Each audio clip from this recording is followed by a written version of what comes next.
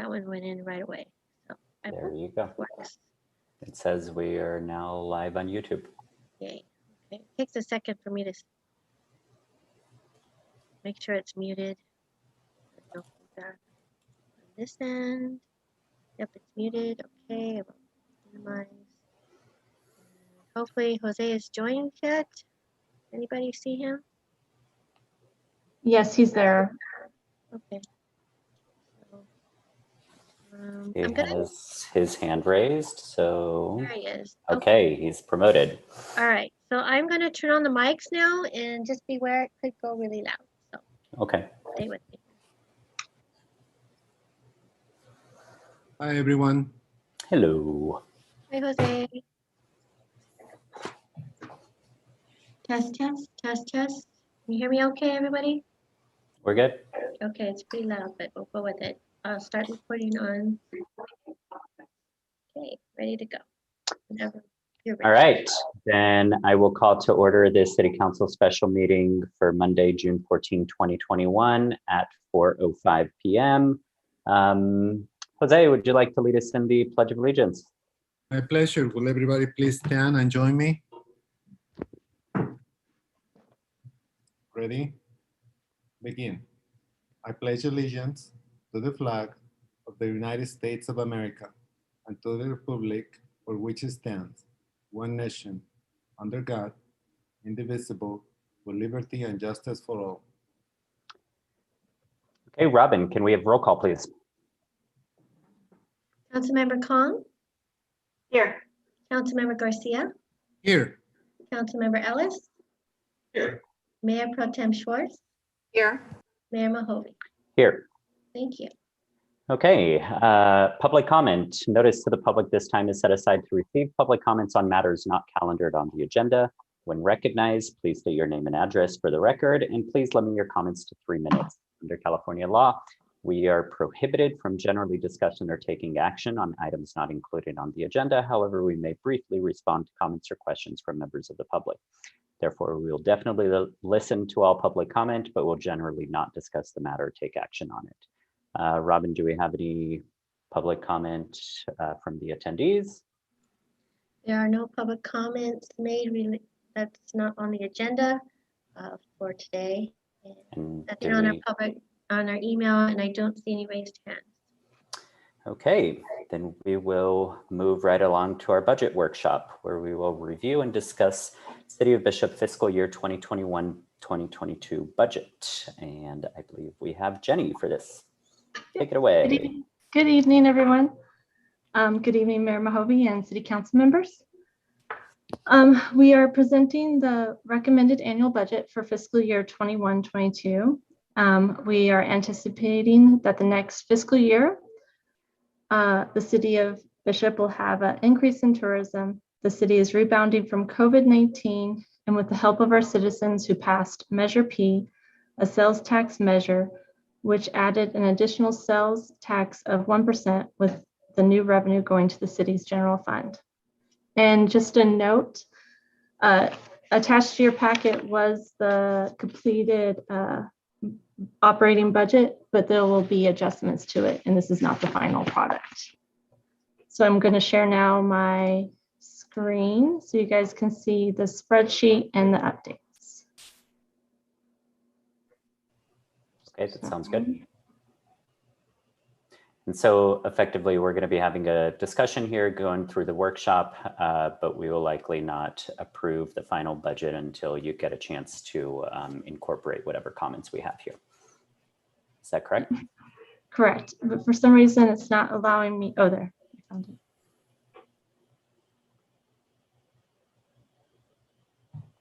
Okay. Okay. So we will start with our revenues. Okay. All right, for the 21-22 annual budget request is as follows. General fund revenue is 10 million. Sewer fund revenue is 1.2 million. Gas tax is 181,000. Water fund is 973. Sunrise is 122, and COPS is 100,000 for a total revenue of $12,733.439. For the general fund revenue, we are anticipating $4 million in sales tax, $2.6 million in transit occupancy tax, an estimated $955,500 in property tax, and $696,572 in grant funding.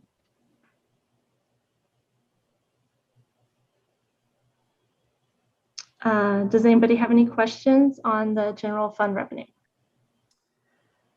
My only question is that, again, we are, a lot of these estimates are somewhat conservative, right?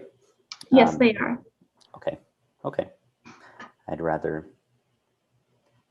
plan for conservative than not, because yeah, I reckon the TOT will likely be at least comparable to the 2018-2019 numbers, but we're budgeting about 7% lower than that. I'm okay with that. Yeah, the TOT was a 5-year estimate. Good. So it's conservative. It could be a lot more than that. We just don't know what the future is going to hold. Of course. All right. The yellow is the highlighted items that have been updated. So for City Council, our general fund expenditures will be $194,000. We updated each category, the retiree health insurance. What happened was I had it under admin and then some of the departments.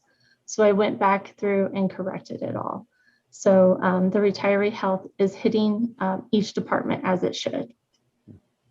Does anybody have any questions on the City Council expenses?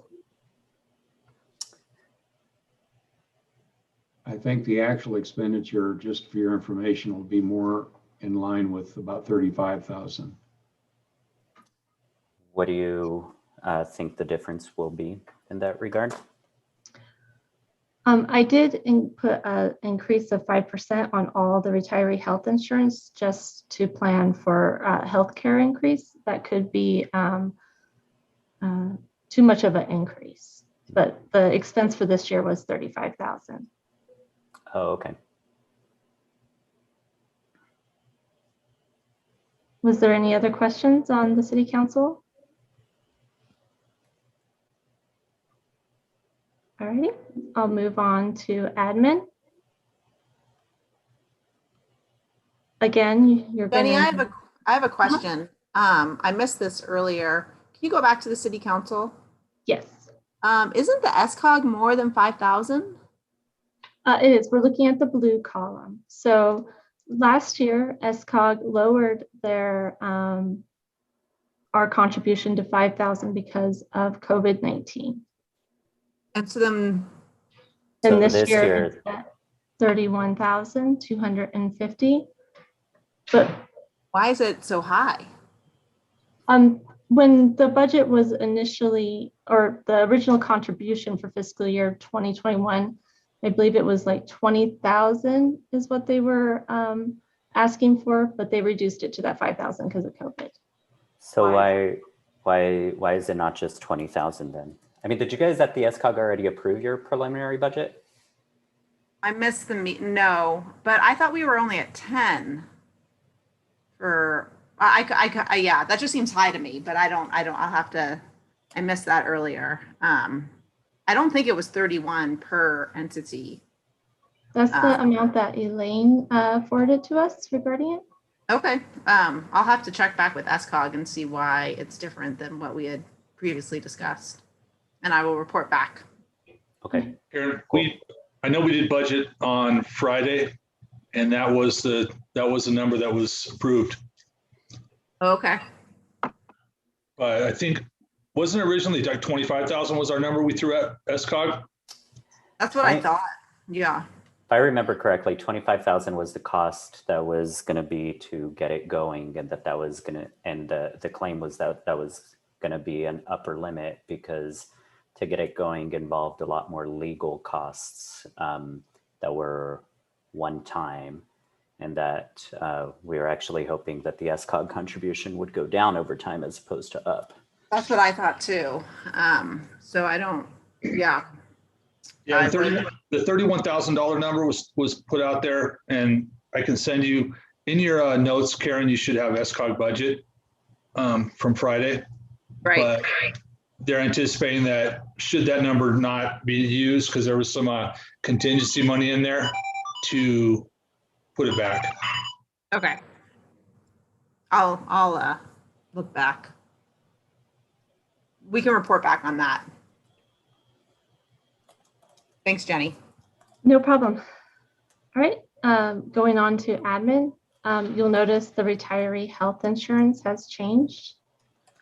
The initial number was 500,000 there. And we've reduced it to 52,000, and that's because we have allocated it to the correct department. The total admin expenses is now 675,266. And you'll notice a change from fiscal year 2021, and that's because we've moved insurance from admin and back into the insurance department. And this will have to be fixed before fiscal close, so it will accurately reflect. So insurance has to fall in under admin. Is that where you're? No, it should, at some point it was changed. It was changed from the insurance department and moved to admin cost. And that wasn't correct. It should have stayed in the insurance department. I see. Okay. And then when we did fiscal close 1920, that was adjusted. But of course, they did the budget for fiscal year 2021 before we discovered that. Okay. Right, is there any other questions on admin?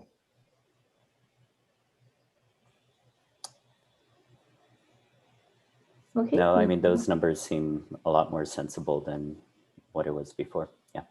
Yes, and it's in line with what fiscal year 1920 was.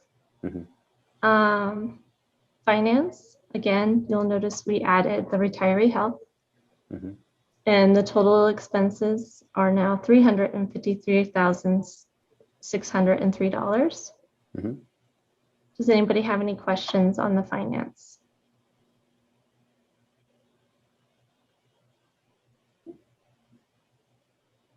Nope. All right, treasurer is pretty basic. There was no changes there. Legal, we have an estimated 137,700 for next year. Is that the amount that was in their contract?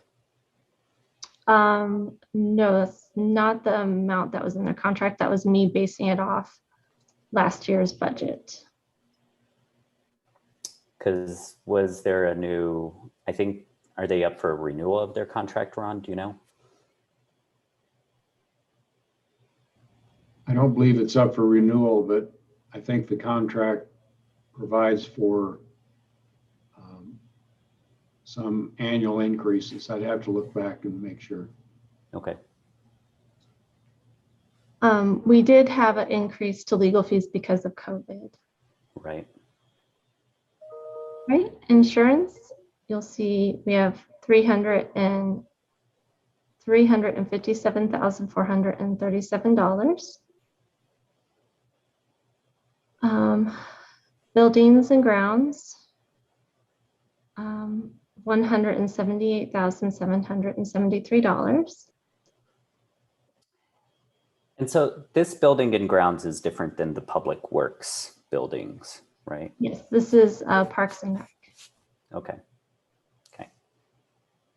IT, we no longer use this department. Elections, we only have at $1,304, and that's because it's a non-election year, and typically our expenses are reduced.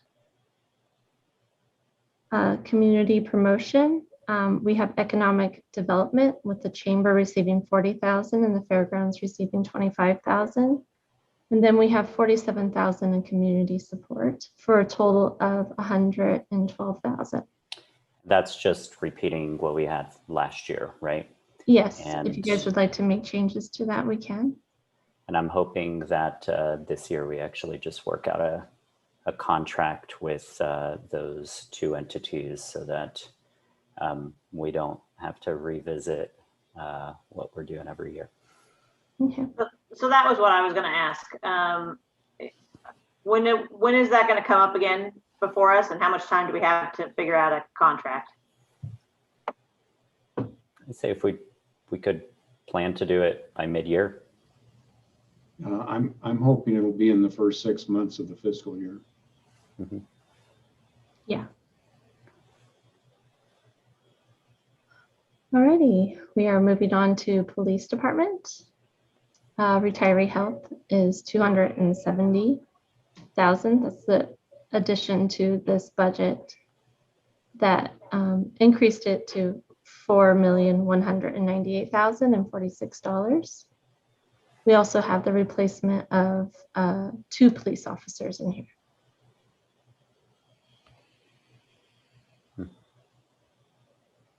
Does anybody have any questions about the police department?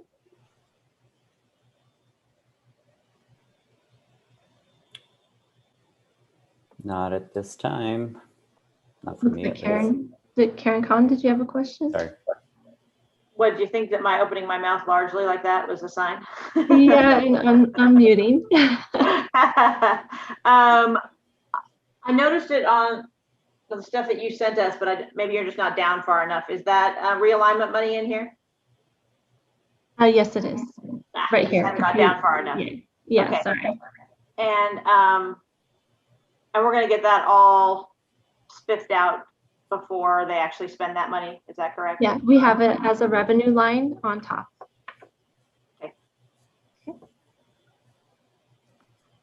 All right, we are moving down to the fire department. Again, retiree health insurance. This is divided among the rural fire department and the city of Bishop. Oh, okay. We also have 2 additional full-time staff added on, but they are split again by the rural fire department.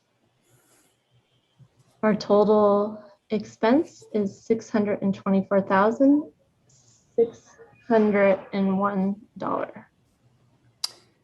One of the staff positions that she mentioned is currently part-time, Christina Loom Justice, and it's going to full-time.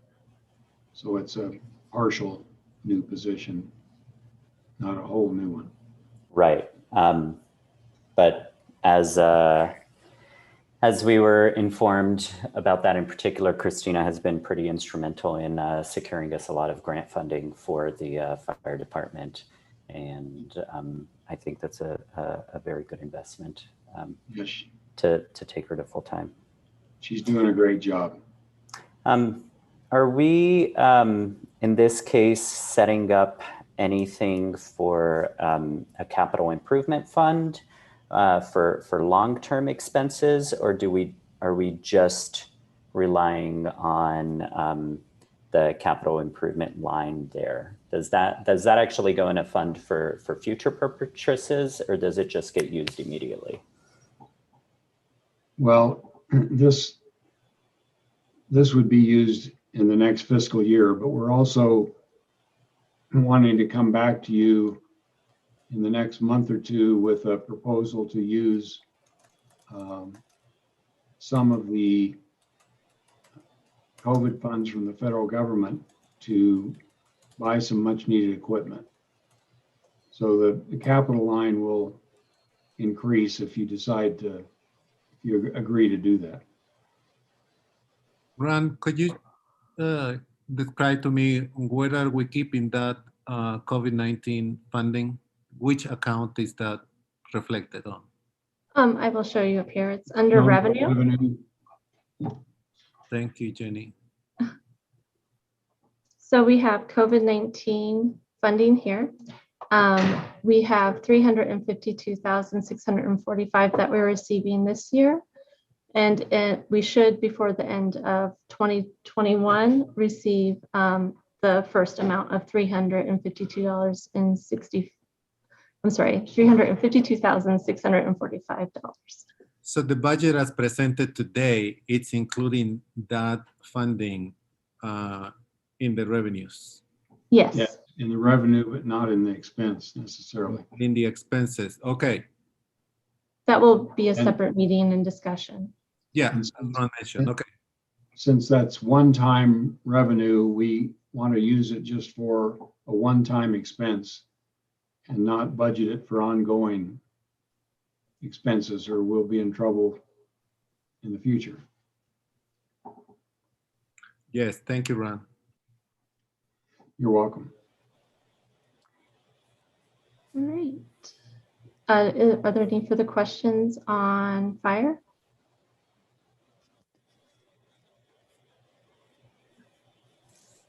Moving on to building. We do have retiree health insurance here. And that's because even though we've stopped using this for payroll, because we have it all under street maintenance, the breakdown still reflects it because prior employees were paid on these under this department. So it may be something that may be changed in the future, but right now I just have it left there until I, get further information on it. And what kind of professional and technical services fall under this? This is the county. It's our contract with the county. It's for Tyson. I see. Okay. So like building inspections and those Yep. sorts of things. That's all the building inspection costs. Tyson Okay. Engineering, I'm sorry. Okay. Okay, now we're on to street maintenance. Please ignore my note there. Again, this is adding another employee. The retiree health insurance is $11,736. And it may seem small for public works, but you also have to keep in mind that it's split between sewer and water. We do have a CIP fund that's new for $250,000. Right. That So was pretty- what we had discussed at our workshop, where instead of having a expense in 4 years for $1 million, we start setting it aside now. Right. And it brings the total expenses to $781,642. So I had a quick question. A couple of different places, you said a couple of different things. So in the document that's attached to the agenda, at one point it says 2 new public work employees, and another point it says 1 new. I just want to make sure we're only doing 1. We're only doing 1. If that was in there, that should have been updated on my part, and I No apologize. worries. I just wanted to make sure I knew what I was looking at. Yeah, no, it's only 1. We have 2 new fire department employees that will be full-time. And then we have 1 public works. And then we have 2 police officers that are being replaced. Now, in Public Works, we actually lost 2 employees. One was due to the hiring freeze, and then the other was due to a retirement. So we're only replacing one of those. It's not actually a new employee. It's a filling a position that was frozen. Oh, yes. That's right. Are there any further questions?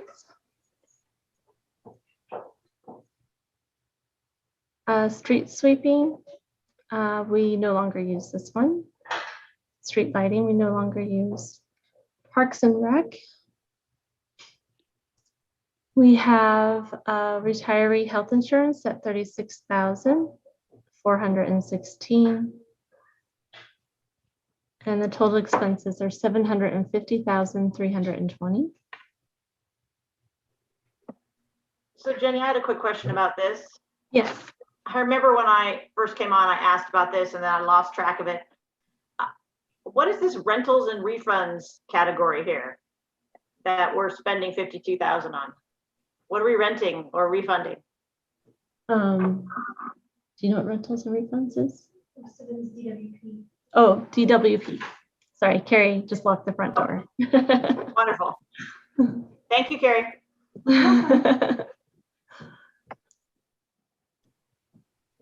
And the expenses are up somewhat because we cut back this year pretty drastically on a lot of the programs. So the increase in expenses is offset by increases in revenue as well because of people paying for use of the programs.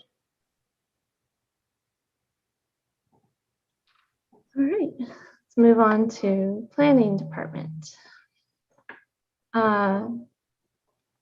Retiree health insurance is $16,763.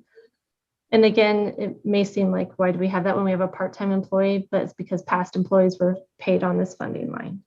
Did we ever have any past employees in planning? Yes, we did. I can't pull that up now, but I can share that information later as to who it was. Yeah. Gary Schley. Gary Schley was the, Oh. I see. Okay. And one question I have on planning is, I think there's been a lot of talk about doing wayfinding, and in particular to help people identify parking in town.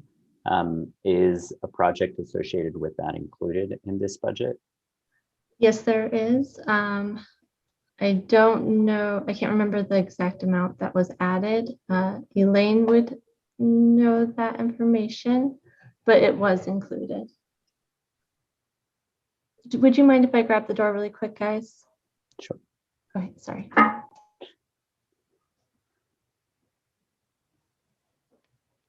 Is Elaine on? No, but she's as an attendee. I think she is, but Oh, Jenny's. she's just been promoted. Elaine, are you with us?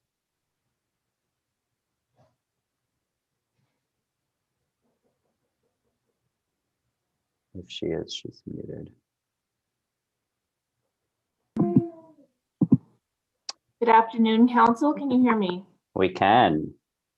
Wonderful. Yeah, so with regards to the question on wayfinding, that is included in technical and professional services. So half of that line item is associated with hiring an outside consultant to do grant writing management, which will benefit not just the planning department, but all of the city departments for grant opportunities. And then the balance of that is to support design of a community-wide wayfinding program and then implementation for parking. Awesome. Thanks.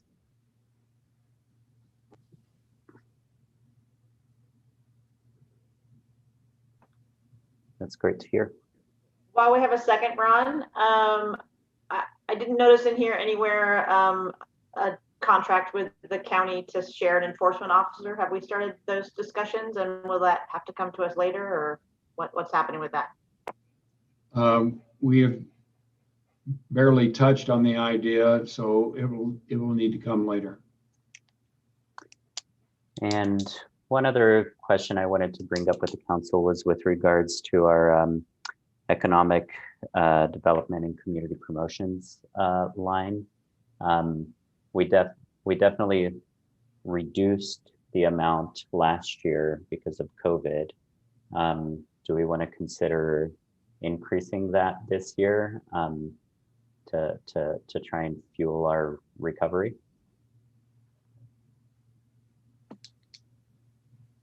I would be inclined to do so. Yeah, and Stephen, I guess my thought is that's one of the reasons I asked the question about when we were going to be giving that money. I'd like to see how things play out in the next few months, just to see if we're somewhere on target as what we think that TOT and other things will be before we make that decision. Well, but I think we can budget for it, and then we can, and it's contingent on how the revenues of the first fiscal the first fiscal year quarter, Q3 of the calendar year, comes along. So I like to maybe increase that line to the previous levels from before COVID. I got locked out.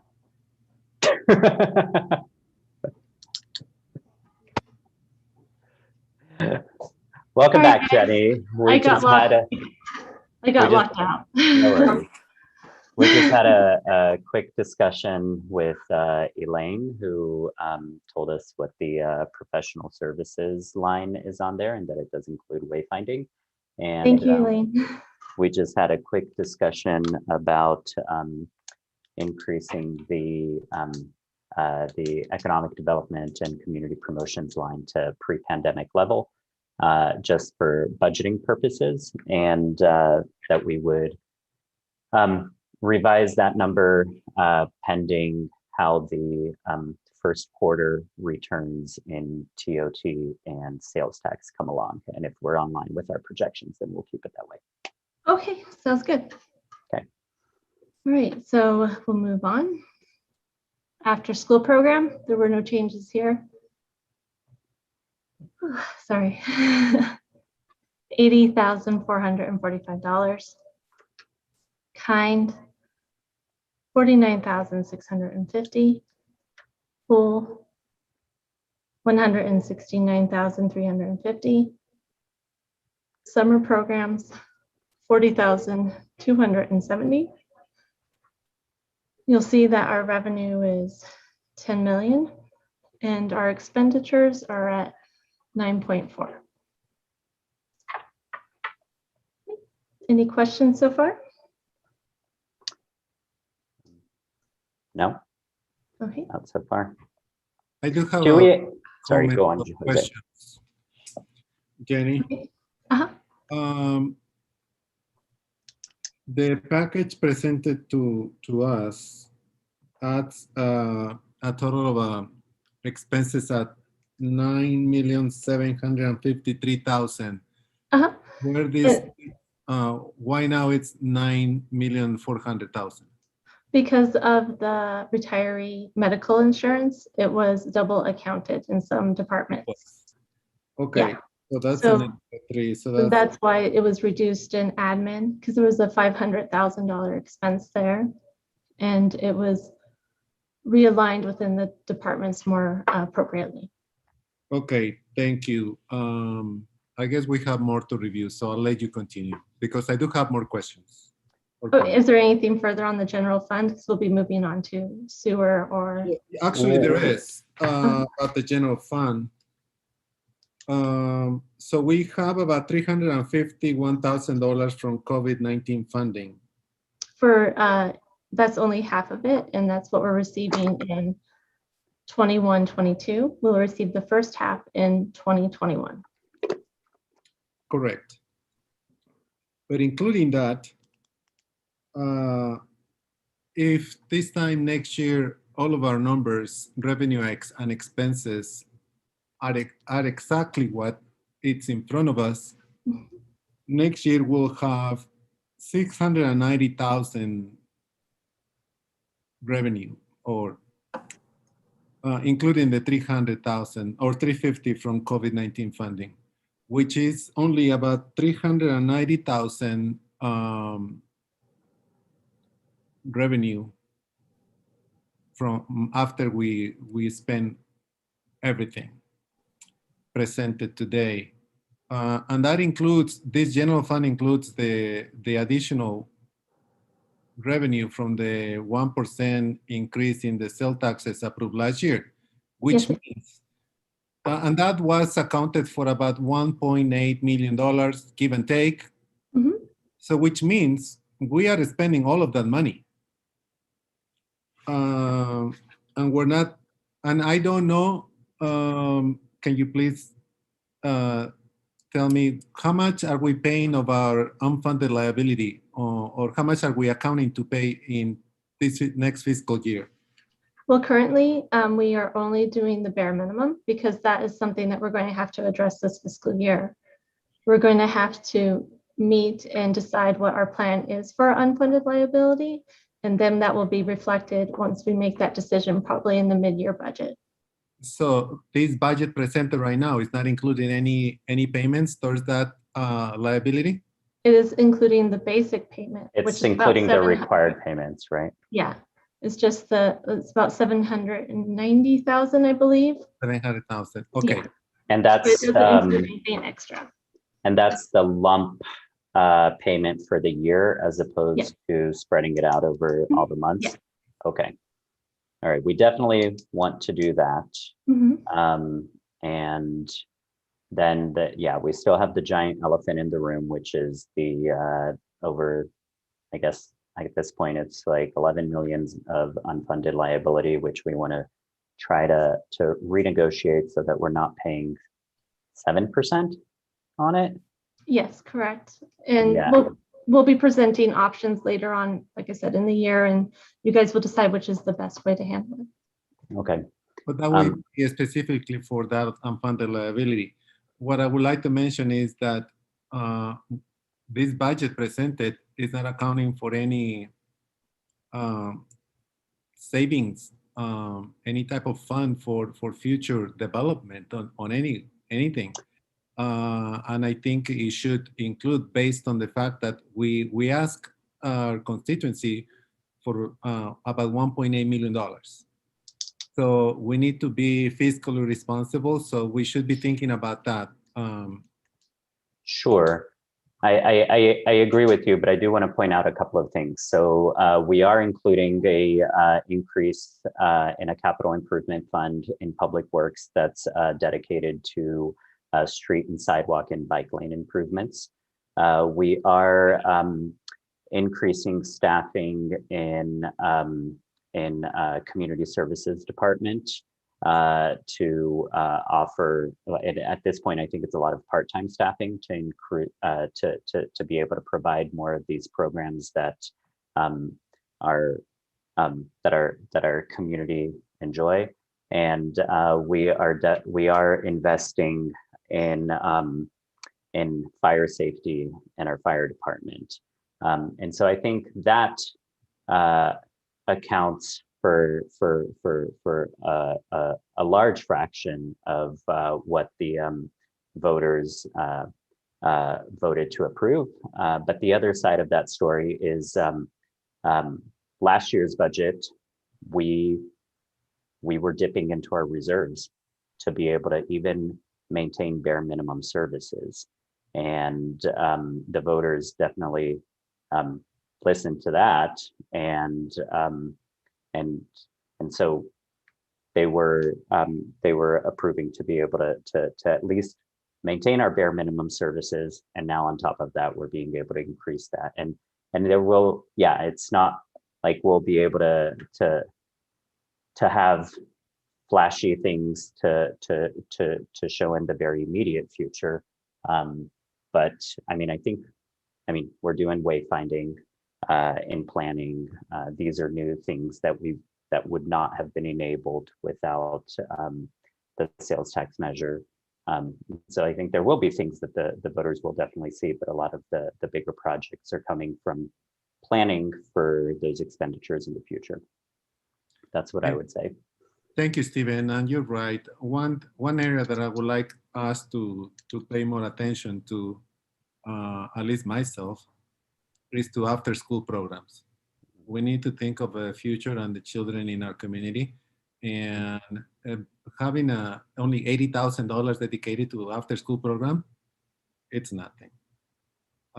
So that budget should be many times more that amount, because we need to have more after-school programs. Mm-hmm. And I do think Dan has been thinking about ways to expand that in the future. Of course, it's been challenging this year as we're coming out of a pandemic to be able to plan for that. But I do expect to see that aspect of the budget increase in the coming years. Thank you, Stephen. One of the issues with the after-school program is having adequate facilities to accommodate more people in being involved. So we need to be thinking about that as well in the future. Jim? Jim, whatever.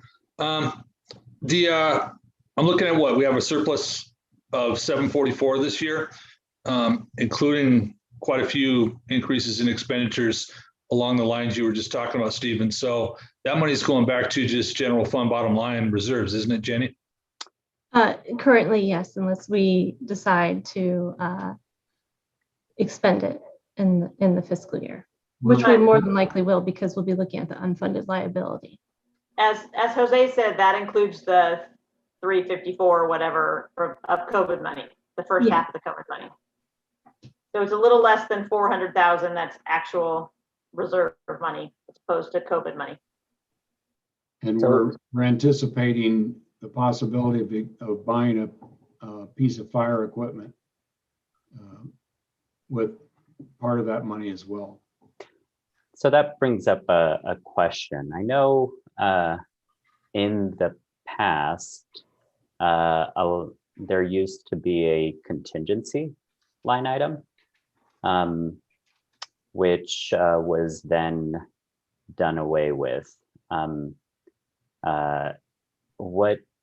What do we think about having a contingency line item? I think we still have it. I think it's under admin.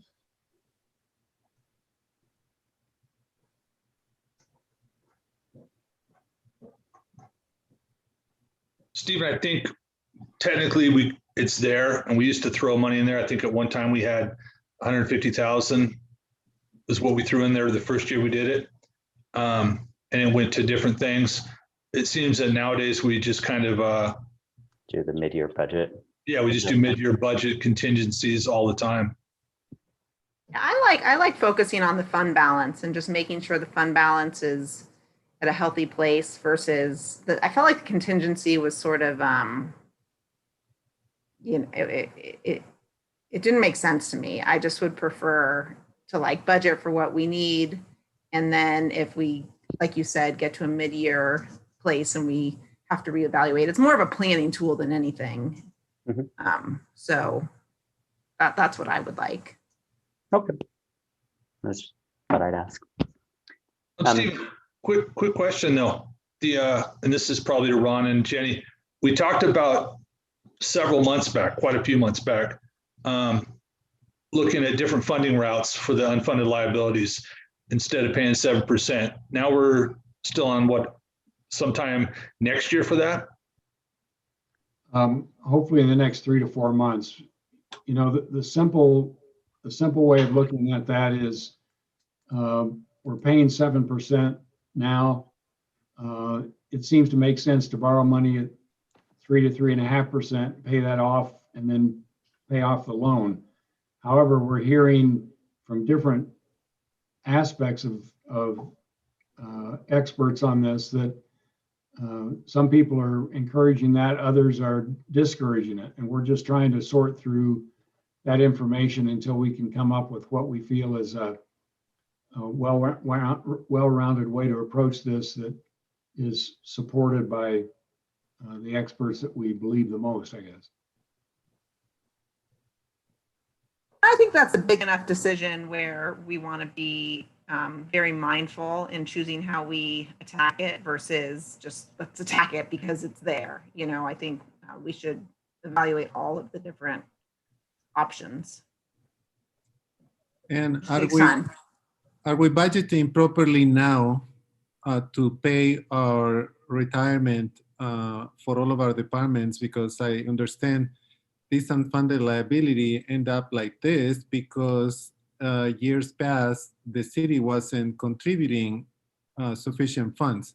So are we paying attention to that, and are we funding better this balance every year?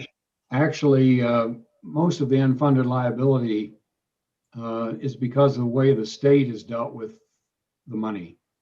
The city has been contributing throughout the years, and at one point 10 to 15 years ago, the CalPERS fund was so healthy that the legislature began cutting back and passed legislation that affected that fund balance in a way that became, when we got into the recession, the Great Recession in 08, 09, they started losing money on investments, and that's what got us into an unfunded liability. It wasn't the city's fault that this happened, it was the state's fault. I think it's part in part. There was a period where we weren't actually funding CalPERS at the level that we would, but it was well before both our times. If we look through the old budgets, it's there. That's why we had to throw a. That's why we had a $3 million amount to be able to throw at it that had been in our reserves that most likely should have been going towards that for a while. So our reserves now are fairly healthy for the city. We're a little over 3 million, which is in the 30% range compared to our general fund budget. And I feel that's a healthy amount. We will be developing a policy to bring to you in the near future that sets what that amount should be. So we hope to be able to deal with this unfunded liability in a way that is judicious and is good for the future of the city. Mm-hmm. Yeah, we definitely, I think that in the budget report, there's a section there that talks about the priorities for each department. And I think that should be top priority for the finance department this year. Mhm. I agree. Jenny, were there other funds you wanted to walk us through? Not really. I think I did update the CCP for sewer to reflect the same number in water. These are just really rough estimates. They will change by mid-year. But that's the only change I really made. Well, and of course the retiree health. Mhm. There's no real other changes, and it looks like we're expending more than our revenues, but they have a fund balance that they can dip into. This is one of the big projects that has been in the books for a while that's needed in sewer. Yep. Yeah, and then same here, 52,000 was added for the retiree health, and for water we're at 1.2. So that's pretty much it. Is there any other guidance you guys would like to give me before I update the final budget? We're going to pull it from the agenda, and I will update it and have it ready for you guys for the next meeting. Okay.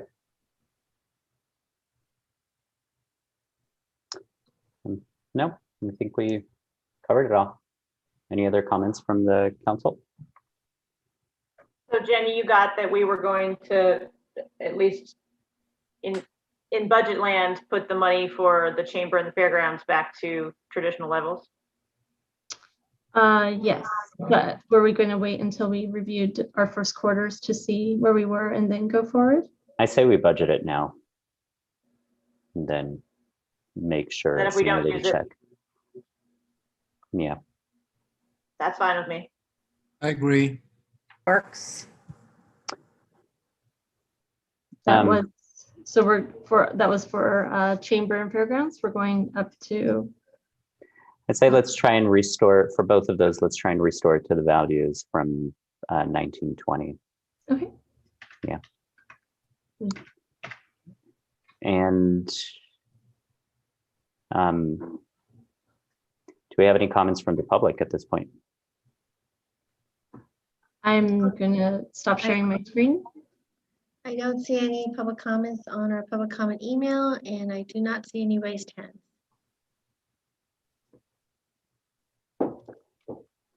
Okay, then unless there's anything else, I will adjourn this meeting for the next 6 minutes until we come back and go into closed session. Okay, All right. Thank All right. you. thanks, Jenny. Okay, thank you so much.